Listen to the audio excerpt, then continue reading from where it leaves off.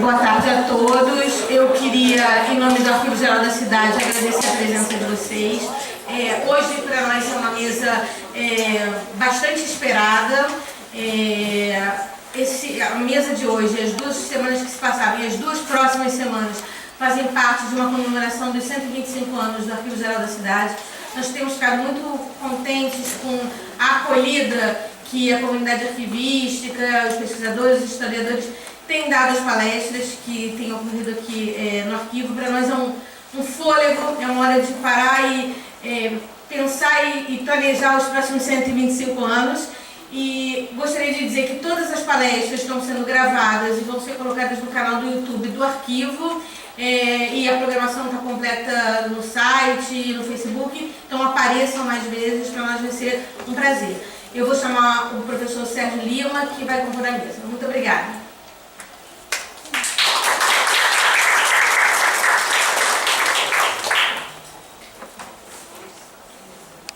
Boa tarde a todos, sejam bem-vindos.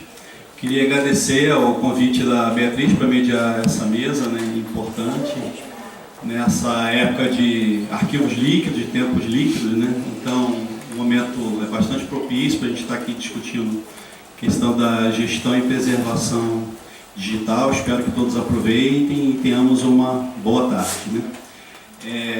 Para compor a mesa, eu vou convidar o professor Daniel Flores, por favor.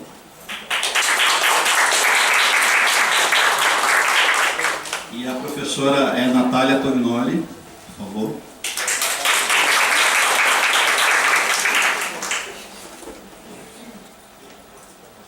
Você prefere falar aí? Então, vamos começar com o professor Daniel. Deixa eu fazer uma pequena apresentação.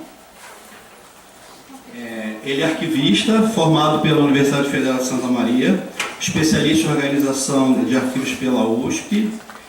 Ele tem mestrado em Engenharia de Produção pela Universidade de Santa Maria também, doutorado em Metodologias e Linhas de Investigação em Biblioteconomia e Documentação pela Universidade de Salamanca e foi revalidado pelo IBICT aqui no Brasil, no título de doutor, líder de vários grupos de pesquisa, membro da Câmara Técnica do CONAC de Documentos Eletrônicos e atualmente professor associado do Departamento de Ciência da Informação da UF.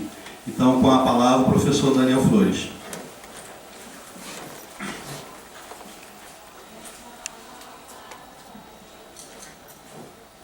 Boa tarde, pessoal.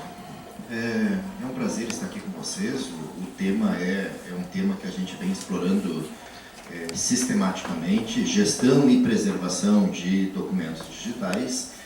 E aí a minha ideia de dialogar com vocês agora de tarde, o tempo que eu tenho, Sérgio, é de 30 minutos. A ideia de dialogar com vocês é como que a gente vai manter autênticas as fontes primárias digitais. É um grande problema. E aí, quando me surgiu o tema, eu pensei, eu vou focar na questão de requisitos, eu vou focar na questão de metadados, eu poderia ter várias abordagens para tentar trabalhar a manutenção da autenticidade. E até porque a Natália vai trabalhar depois questões bem troncais, bem cernes em relação à autenticidade, em relação à diplomática. Eu disse, não, eu vou direto à cadeia de custódia. Meu foco vai ser trabalhar esse. Então, pode ir passando para mim, passe inclusive mais um slide. Cadeia de custódia, ele é um referencial já bastante conhecido na arquivologia. Ele é um referencial de 1922 de Jenkinson.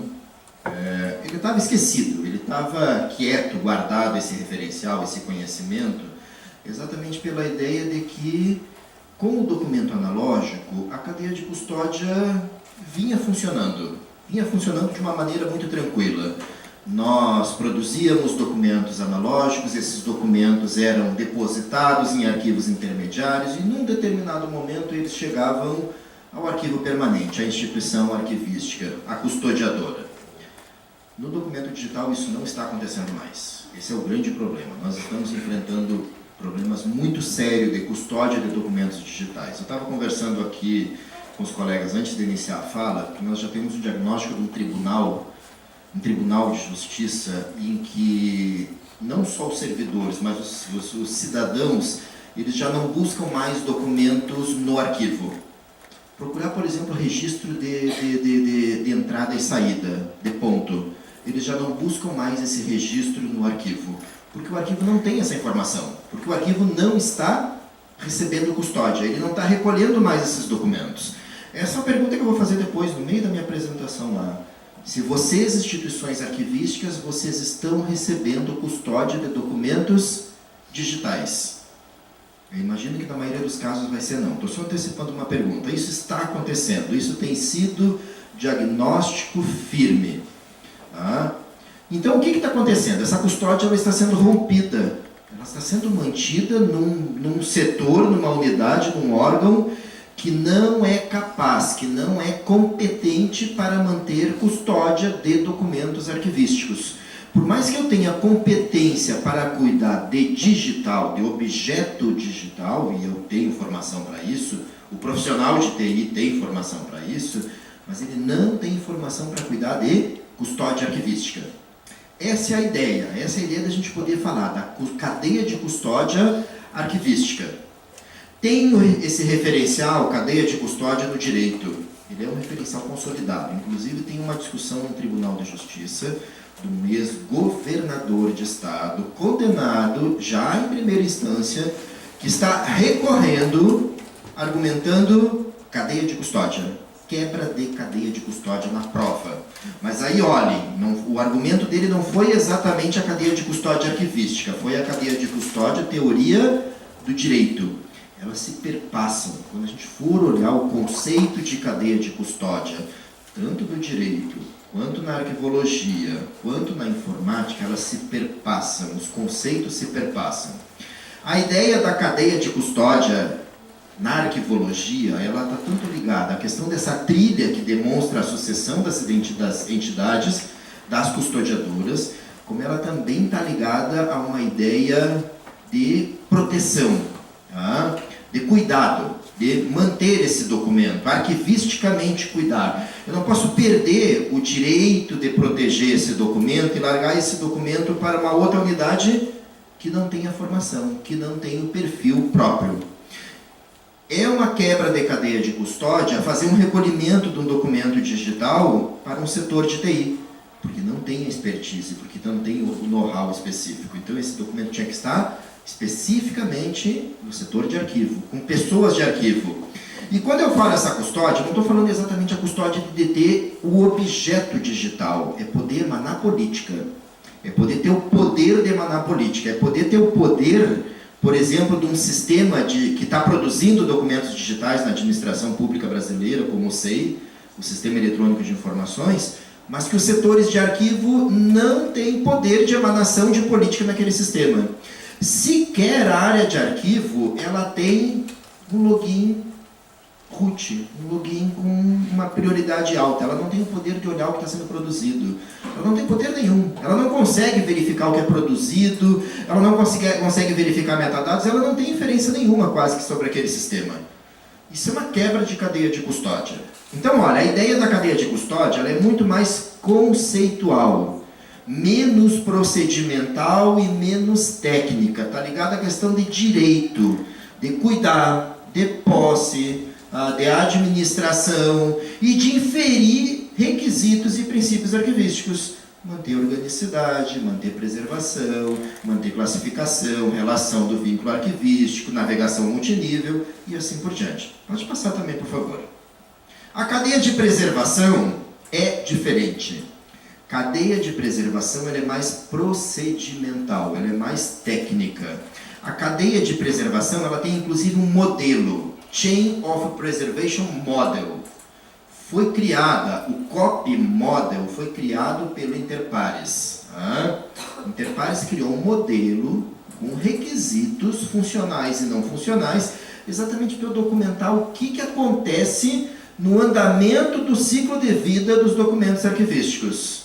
Então, quando ele foi produzido, em que computador ele foi produzido? Em que MAC address? Qual era o IP? Quais foram os metadados que ele recebeu? Quando ele foi transferido para o arquivo intermediário, quem fez essa transferência? Quem documentou essa transferência? Cadê o termo de transferência? Está documentado? Na cadeia de preservação. Quando ele foi recolhido, não houve ruptura?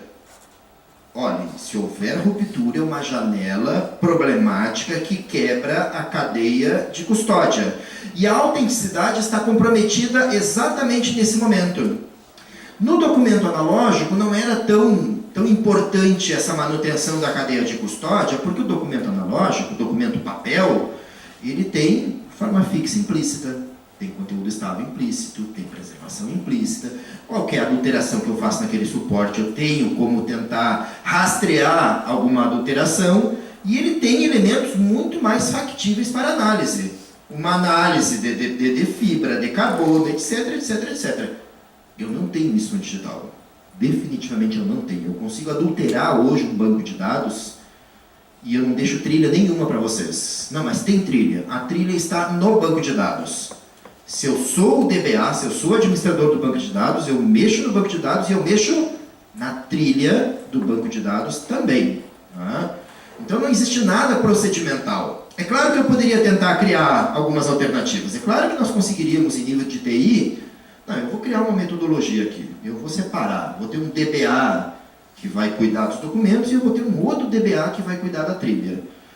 Isso é empirismo, né, gente? Eu estou criando, estou inventando em casa, eu estou tentando criar um modelo aqui na minha casa, no meu arquivo municipal, para algo que já foi criado. Para um modelo que já foi pensado, para um modelo que já foi implementado, que já virou norma internacional, que já obedece cadeia de custódia, que já tem andamento, que já tem as 3 entidades externas, a de produção e manutenção, a de preservação e a de acesso. A primeira entidade está no ambiente de gestão de documentos, e as 2 seguintes entidades do modelo internacional, que é a preservação e que o acesso, elas estão juntas, estão no segundo ambiente. Então nós estamos falando de 2 grandes ambientes: ambiente de gestão e ambiente de preservação. Epistema. Tá? São epistemes claros. Nós temos epistemes claros de produção, manutenção, gestão, e episteme claro de preservação. Não faz parte do episteme de preservação a avaliação de documentos. Não faz, tanto que vários países criminalizaram a eliminação de documentos de caráter permanente, porque não faz parte da episteme. Faz parte de qual episteme? Da episteme de gestão. Ali sim existe avaliação. É por isso que esses documentos têm que ser separados. Por isso que existe a seleção de documentos. Avaliação e seleção de documentos. Por isso que eu não posso fragilizar um documento de caráter permanente mantendo no ambiente de gestão. Por isso que o SEI, o Sistema Eletrônico de Informações, induz o servidor ao acometimento de crime, porque ele não recolhe, porque ele não arquiva, porque ele mantém esses documentos no episteme de gestão, que permite classificar, tramitar, avaliar, eliminar. A mera permissão é uma indução ao acometimento de crime, é fragilizar, é um ambiente fragilizatório. Não vou ficar tentando criar um cenário que já foi criado, que já foi especificado, que já foi criado. Então, esse é o outro conceito, conceito de cadeia de preservação. Por isso que eu precisava distinguir com vocês. Custódia, muito mais protecionista, de cuidado, de manter, é jurídico, é conceitual. Cadeia de preservação procedimental, visa documentar. Se vocês puderem levar para as gestões de vocês, levem o conceito da cadeia de custódia. Se vocês tiverem que dialogar com um profissional técnico para documentar o que acontece, tratem da cadeia de preservação procedimental, para a área de arquivo, para a área de TI. Pode passar também.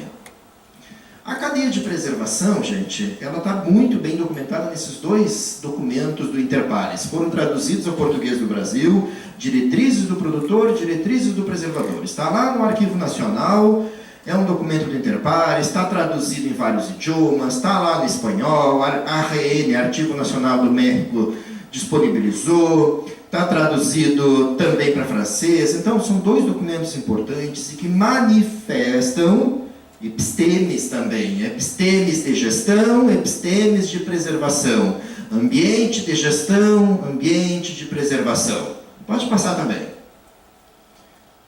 esses são os dois modelos, esses são os dois ambientes, cadeia de custódia, cadeia de preservação. Primeiro, conceitual, segundo, técnico e procedimental. Pode passar também.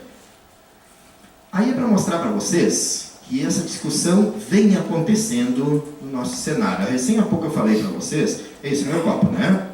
Recém há pouco eu falei para vocês que já teve esse caso no Tribunal da Justiça e que um ex-governador, com uma condenação em primeiro grau, em primeira instância, fez argumentação de quebra de cadeia de custódia. Aí é um outro texto também do Stapanovski negando que a fonte de prova de um e-mail, que o e-mail por si só, ele enquanto objeto, ele não tem cadeia de custódia.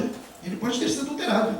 Mesmo que eu pegue esse e-mail e imprima, quem disse que na hora de imprimir eu não adulterei? Ele não tem princípio de não repúdio. Tá?